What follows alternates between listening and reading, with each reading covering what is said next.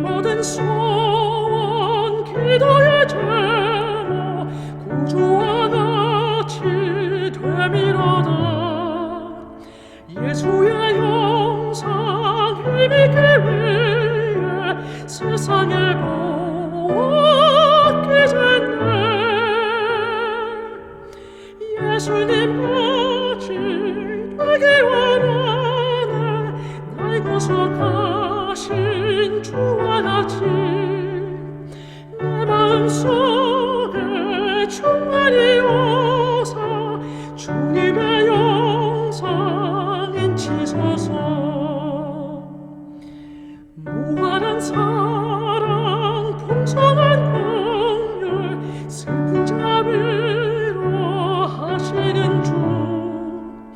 길 잃은 죄인 부르는 예수 그 영상 담게 하옵소서. 예수님 같이 되기 원하네. 날 구속하신 주와 같이 내 마음속에 충만히 오사 주님의 영상 인치소서. 거룩한 예수 겸손한 보조 원수의 멸시 참으시사 우리를 위해 고난당하신 구주를 담게 하옵소서.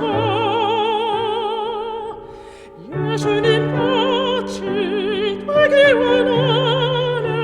날 구속하신 주와 같이 내 마음속에 충만히 오사 주님의 영상 인치소서.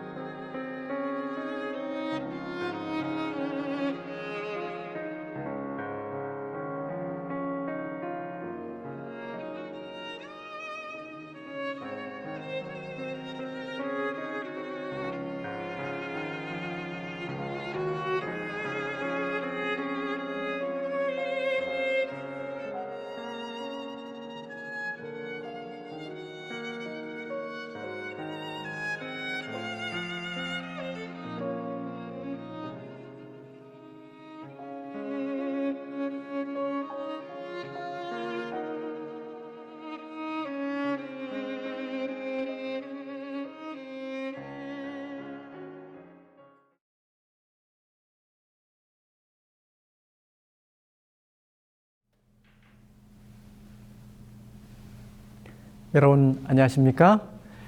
우리는 지난 시간에 하나님의 특별 계시인 성경이 어떤 내용이며 어떻게 우리에게 이르러 오게 되었는지를 살펴보았습니다. 오늘은 성경이 하나님이 주신 특별 계시라고 하는데 과연 성경이 하나님의 말씀이라는 확실한 증거가 있을까요? 그 질문에 대한 답을 오늘 함께 찾아가 보도록 하겠습니다.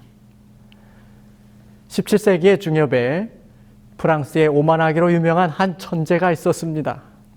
그는 19살 때 이미 계산기를 발명할 정도로 천재적인 두뇌를 가진 청년이었습니다.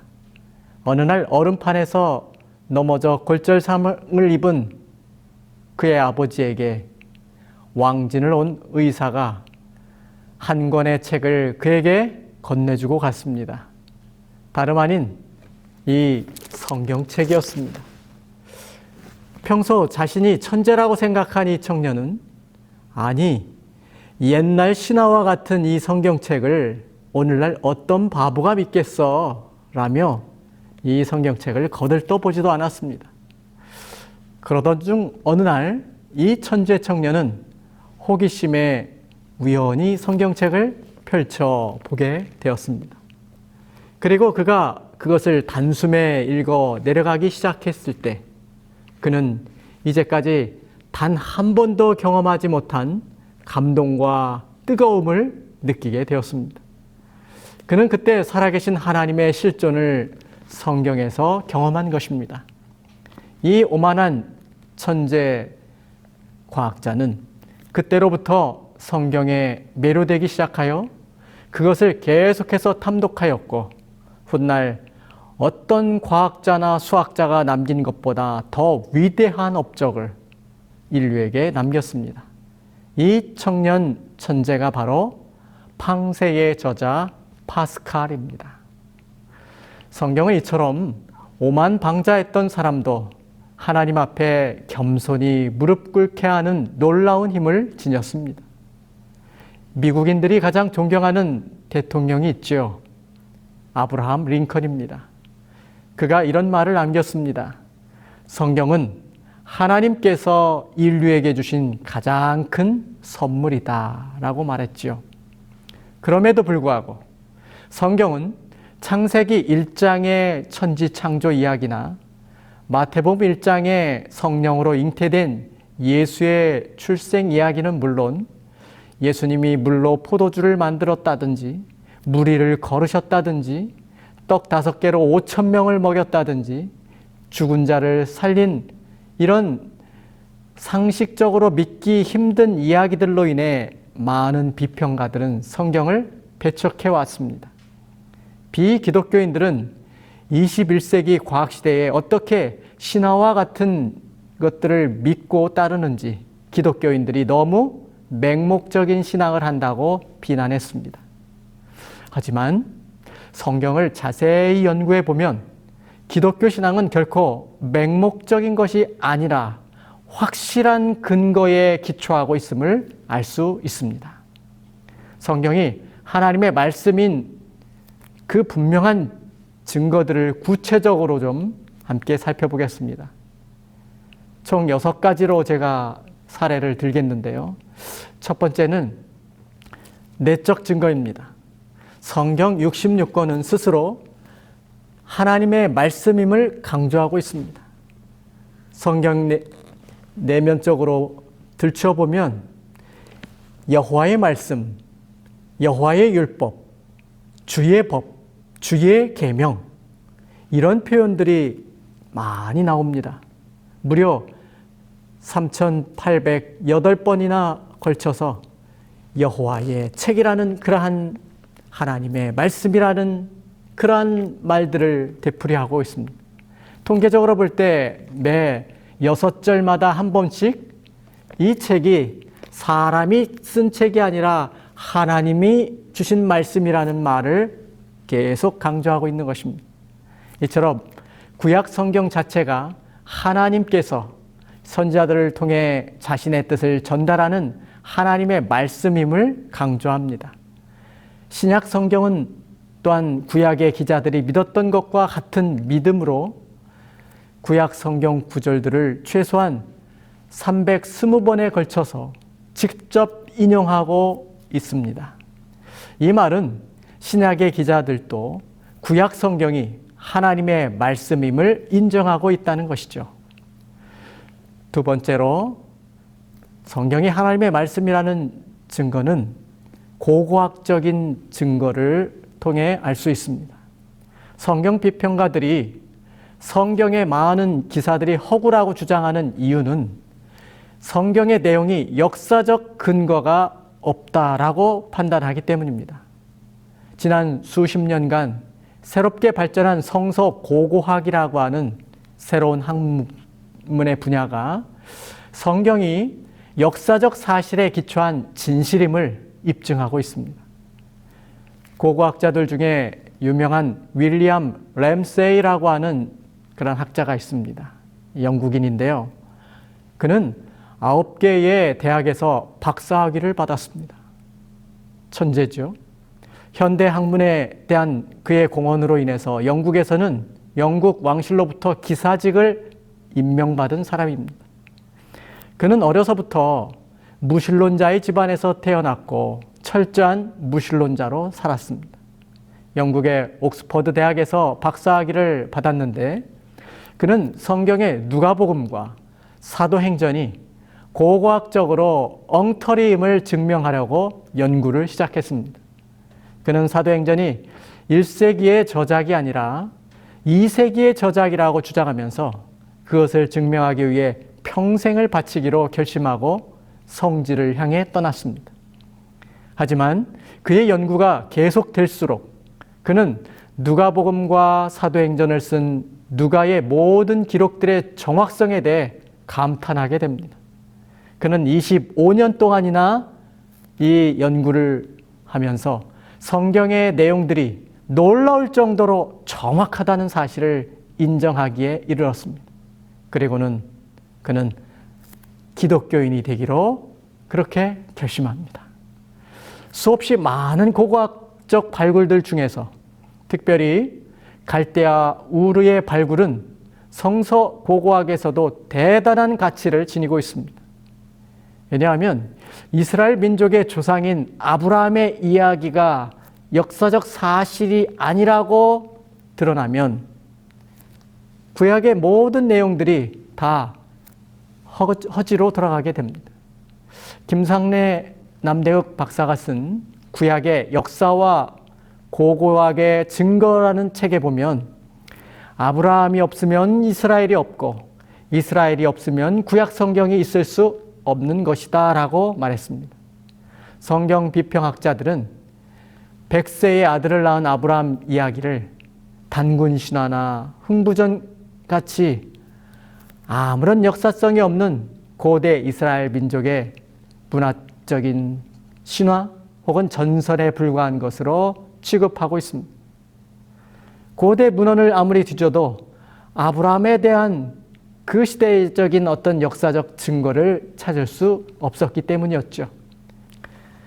하지만 구약의 역사와 고고학의 증거는 1936년에 발견된 기원전 18세기경의 마리아 점토판과 1925년에서 1931년에 발굴된 기원전 15세기경의 누지 법전, 그리고 1922년에서 1934년에 발굴된 갈대아 우르를 소개하게 됩니다. 당시의 인명과 지명 사회상에 대한 구체적인 정보들을 이 증거들에서 찾아내게 되었습니다. 이 발굴 결과들을 면밀히 살펴보면 아브라함 당시에 갈대아 우르는 강의 범람을 막기 위해 제방을 쌓았고요. 학교도 있었고 사당도 있었고 난방 시설은 물론 위생 시설까지 갖춘 2층 집이 존재한 엄청난 도시였음이 밝혀졌습니다. 성경이 말하는 아브라함의 고향인 갈대아 우르가 대단한 문명을 이룬 도시로 분명히 존재했다는 사실은 아브라함이 실존 인물이고 성경이 역사적 진실임을 입증하는 중요한 열쇠가 된 것입니다. 고고학자들이 성경과 관련된 2만 5천여 곳에서 발견한 이러한 유적과 유물들은 최소한 성경의 역사성을 강력히 뒷받침해 주고 있습니다. 세 번째로 성경의 사본들이 성경이 하나님의 말씀임을 증거합니다. 선지자들에게 하나님의 특별한 계시가 주어졌고 선지자들이 영감을 통해 글로 남겼는데 사실 한 가지 해결되지 않는 문제가 있습니다. 그것은 다른 여러 고대 문서들과 마찬가지로 성경도 모세나 다윗과 같은 기자들이 남긴 원본은 한 권도 존재하지 않는다는 사실이죠.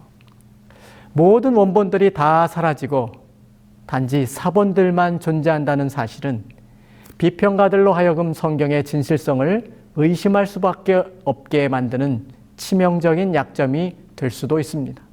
그러나 사본을 전문적으로 연구하는 학자들에 의하면 성경은 역사적으로 기록된 어떤 고대 문서보다 가장 믿을 만한 책이라고 이야기합니다.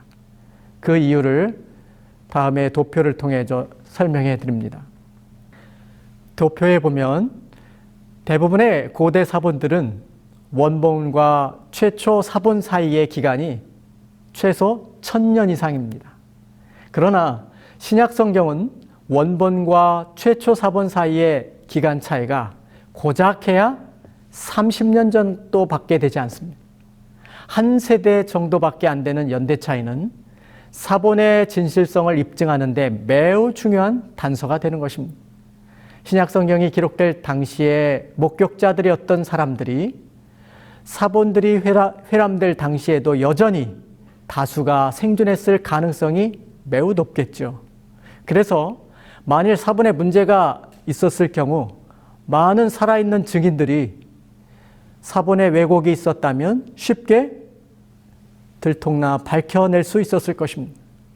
그뿐 아니라 현존하는 사본의 수도 다른 고대 문서들과는 비교 자체가 안 될 정도로 많다는 것이죠. 대부분의 고서들은 겨우 몇몇 채 사본에서 많게는 몇십 개가 고작이지만 성경은 신약 사본만 해도 무려 5,000개의 개수를 훌쩍 넘어섭니다. 이 사실은 현재 우리가 가진 신약 성경이 원본에서 벗어나지 않은 믿을 만한 것임을 보여주는 것입니다. 이 파피루스나 이 동물의 가죽에 기록되어 이 사본들이 성경뿐 아니라 다른 고대 사본들도 역시 그렇게 베껴 썼기 때문에 쉽게 훼손이 되어서 계속 사본을 이어가야 했던 것이죠. 그렇다면 구약 성경 사본은 어떨까요? 대략 기원후 800년에서 1000년경 사본이라고 인정되는 마소라 본문도 구약 원본이 구약의 마지막 책 말라기가 기원전 400년경에 완성되었는데 그럼 최소한 1200년이라고 하는 긴 간격이 존재합니다. 구약 사본이 얼마나 정확하게 보존되었는지 보여주는 결정적인 한 사건이 1947년 봄에 일어났습니다.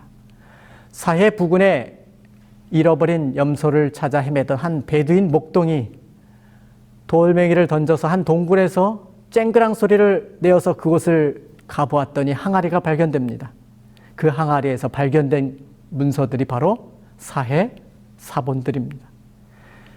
이 기원전 140년경 에세네파로 불린 경건한 일단의 유대인들이 예루살렘을 떠나 유대 산지의 동굴들에서 공동체 생활을 했습니다. 쿰란이라고 하는 그 동굴들에서 에세네파는 기존의 두루마리 구약 성경들을 간수하고 모세의 율법과 선자들을 필사에 보존하는 일에 힘을 기울인 사람들입니다. 기원후 60년경에 유대인들이 계속되는 반란에 지쳐버린 로마 당국은 이 에세네파를 비롯한 유대 공동체를 팔레스타인 모든 전역에서 초토화시키기로 결정하면서 로마 군대가 여리고를 지나 쿰란으로 진군합니다. 이때 에세네파 사람들은 즉각 자신들의 사본들을 여러 동굴에 감추고 도망가게 되지요. 이렇게 해서 그 사본들은 약 2000년 동안 침묵한 채 안전하게 보존될 수 있었던 것입니다. 사해 사본을 발견하기 전까지는 기원후 800년에서 1000년경에 기록된 마소라 본문이 가장 오래된 구약 사본이었습니다. 그런데 사해 사본의 발견으로 천년의 침묵을 깨고 그 모습을 드러냈는데 사회사본은 현재 우리가 갖고 있는 구약 성경과 내용이 정확히 일치하는 것을 확인하게 되었습니다. 이와 같이 사회사본의 존재는 마소라 사본이 얼마나 정확하게 보존된 사본이었는지에 대한 증거가 되는 것이죠. 하나님이 성경을 기록할 때 성경에 대한 영감을 주심으로 기록 과정에서 기자들과 함께 하신 하나님은 필사의 과정에서도 함께 하셨음을 우리가 인정할 수밖에 없고, 원래 주어진 말씀이 한치의 오차도 없이 순수하게 그렇게 보존될 수 있었음을 우리는 인정할 수밖에 없는 것이죠. 또 하나, 성경은 기록 과정뿐 아니라 그것이 보존되는 과정에 있어서도 하나님이 역사하신 책이란 사실을 증거하는 것입니다. 네 번째로, 과학적 증거들을 우리가 볼 수 있습니다. 과학을 신봉하는 현대의 지성들은 성경이 과학적 사고에 반하는 비이성적인 책이라는 편견을 가지고 있습니다. 그런데 현재 과학이 발달하면서 오히려 성경이 옳다는 사실이 증명되고 있는 것은 아이러니가 아닐 수 없습니다. 성경이 과학 교과서는 아니지만 과학기술의 발달은 성경이 놀라운 과학적 지식들을 담고 있다는 사실을 오히려 증명해 주고 있습니다.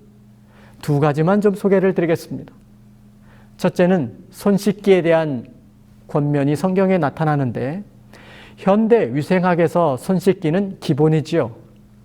이것은 200여 년도 채 안 된 위생 습관으로 자리 잡은 것입니다. 사실 1840년대에 오스트리아에 살고 있던 이그나즈 젬멜바이스라고 하는 의사가 있었습니다. 어느 날 자신의 병원에 치료를 받으러 온 산모들이 너무나도 많이 죽는 것을 발견했습니다. 왜 그럴까? 그 안타깝게 죽어가는 그 산모들을 바라보면서 이유를 찾다가 한 가지 문제점을 발견하게 됩니다.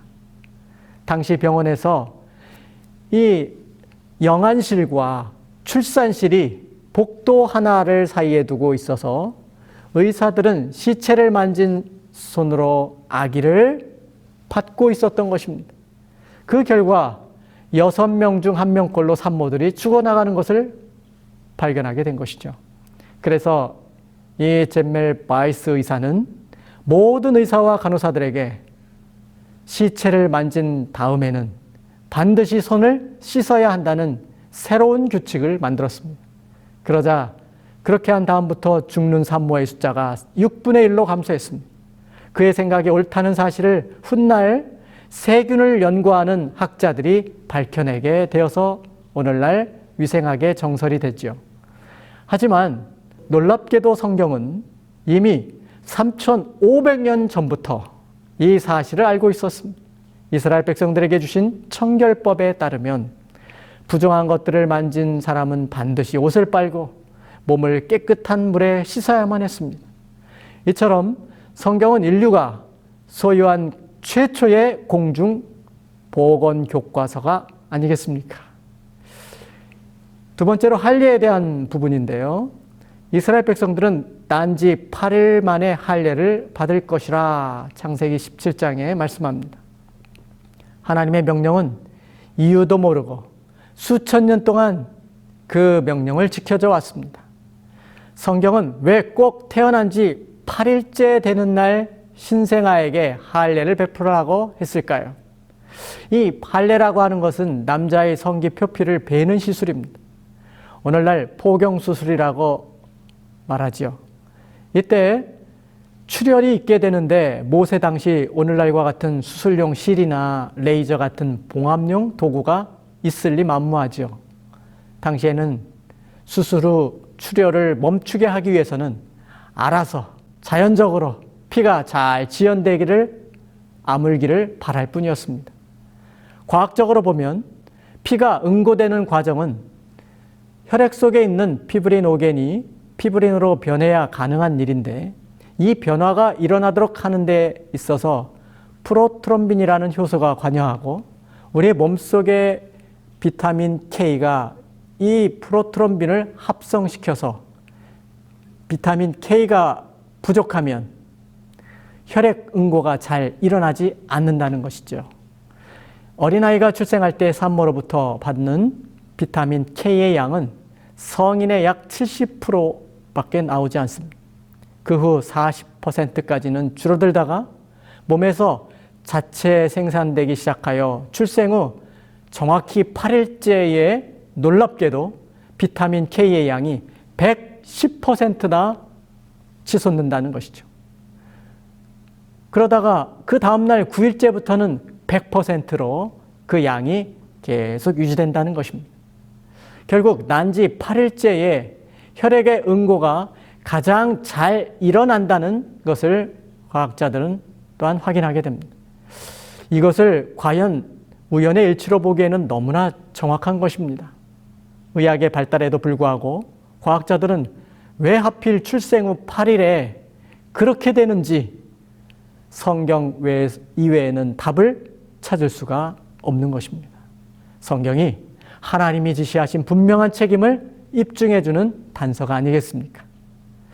다섯 번째로 예언의 성취 부분은 정말 성경이 하나님의 말씀임을 믿게 합니다. 사람들은 모두 자신의 미래에 대해 궁금해하지요. 5년 혹은 10년 후 자신의 미래를 볼 수 있다면 얼마나 좋을까? 그래서 사람들은 자신의 결혼 생활, 직장 생활, 인생의 성공, 여러 궁금증을 가지고 점쟁이를 찾아가지요. 하지만 제 아무리 뛰어난 점쟁이도 미래를 내다볼 수는 없습니다. 그 이유는 성경적으로 보면 하나님께서 사람으로 그 장래일을 능히 헤아려 알지 못하게 하셨기 때문입니다.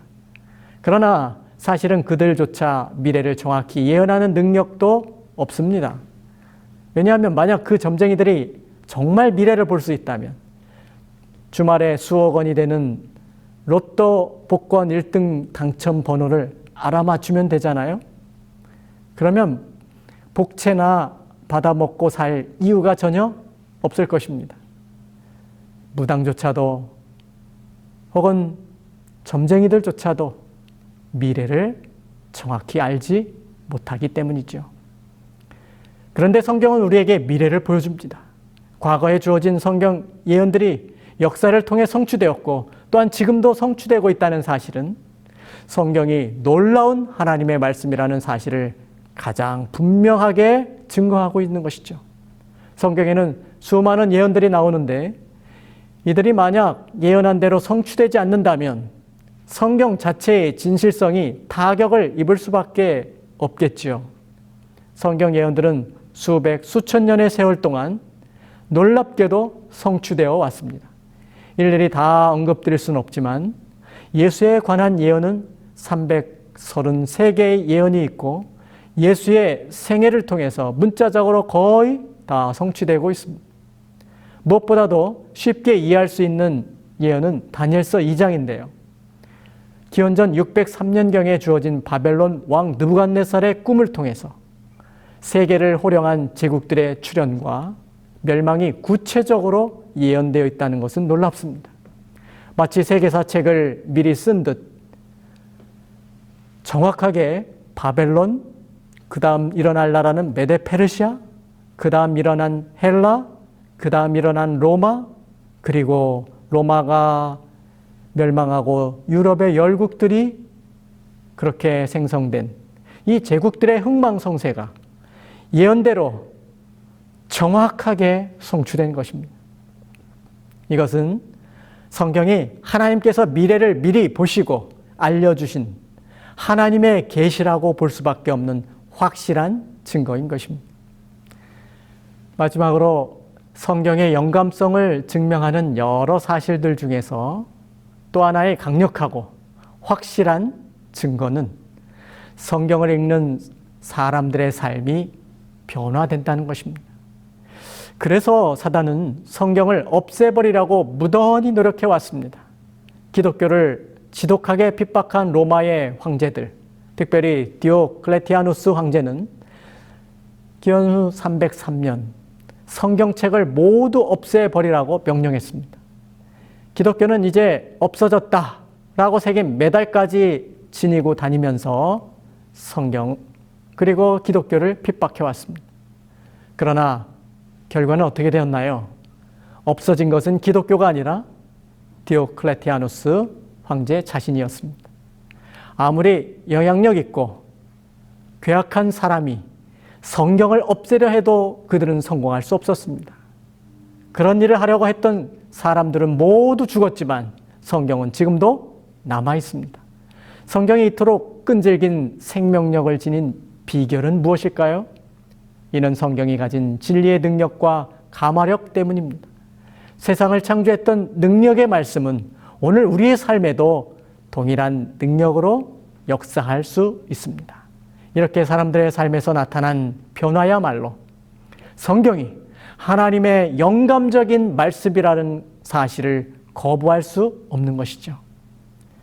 1963년 현역 육군 중령 이득주 일가족 6명을 도끼로 찍어 무참히 죽인 고재봉, 여러분 기억하고 계십니까? 그는 당시 잔인무도한 살인자의 대명사였습니다. 그가 붙잡히고 난 다음에도 그는 죽은 사람들에 대한 미안함보다는 죽이지 못한 박중령에 대한 서운함을 더 가졌던 사람이 바로 고재봉이었습니다. 그런 그에게 어느 날 누군가에 의해 신약성경이 소포로 전달됩니다. 고재봉은 종이가 얇은 성경책을 화장실에 휴지로 쓰면 좋겠다고 하고 버리지 않고 보관하고 있다가 어느 날 이게 도대체 무슨 책인가 하고 호기심에 들추어 보기 시작합니다.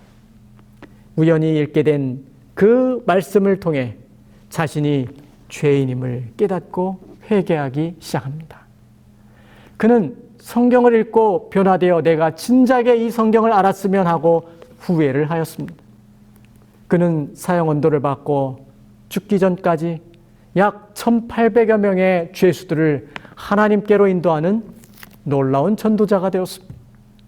성경이 사람을 변화시키는 놀라운 감화력을 가진 이유는 살아계신 하나님의 말씀임을 증명해 주고 있는 것입니다. 세상을 창조하신 하나님의 계시로 기록된 이 성경이 과학적이면서도 과학을 능가하는 책이고 예언의 성취를 보여주는 책인 것입니다. 성경은 우리로 하여금 하나님을 믿는 믿음에 이르도록 이끌어줍니다. 사랑하는 여러분, 지금까지 우리는 성경이 하나님의 말씀인 것을 부인할 수 없는 6가지 증거들을 살펴보았습니다. 여러분 모두 이 성경을 통해 본인이 변화함을 입고 영원한 진리 되신 예수님을 증거하는 빛의 고귀한 전달자들이 되시기를 간절히 바랍니다.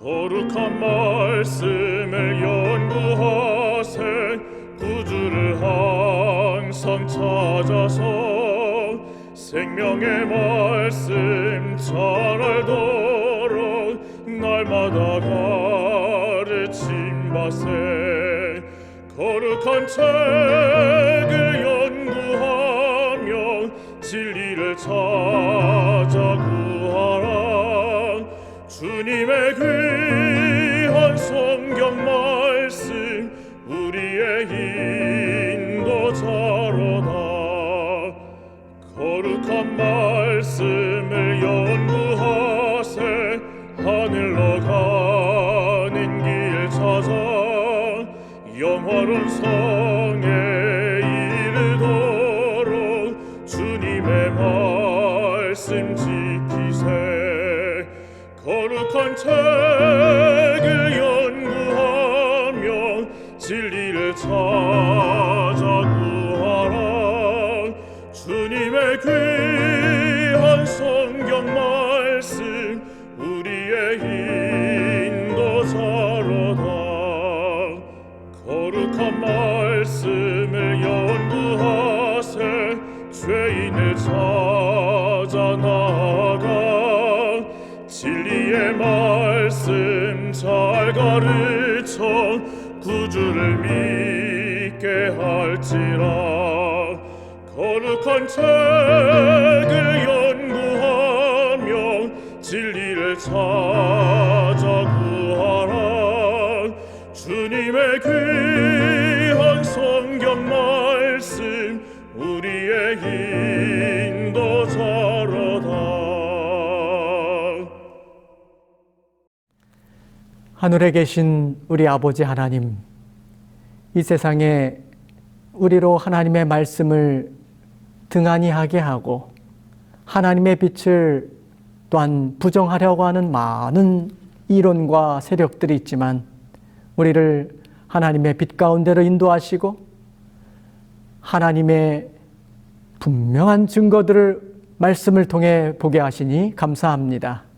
오늘 우리의 삶을 인도하셔서 이 받은 귀한 은혜의 빛을 널리 증거하는 하나님의 살아있는 빛의 전달자들이 다 되도록 축복해 주시기를 예수 그리스도의 이름으로 간절히 기도하옵나이다.